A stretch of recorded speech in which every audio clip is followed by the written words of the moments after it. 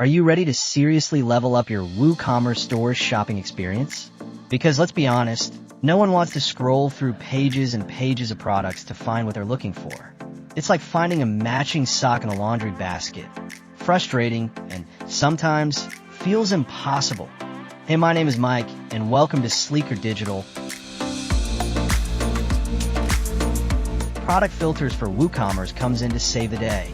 This plugin lets you create amazing, intuitive filters that guide your customers directly to the products they need. Think of it as giving them a super-powered magnifying glass specifically for your inventory, but it's not just good for your customers. For you, the store owner, filters mean happier customers, higher conversion rates, and a boost in sales.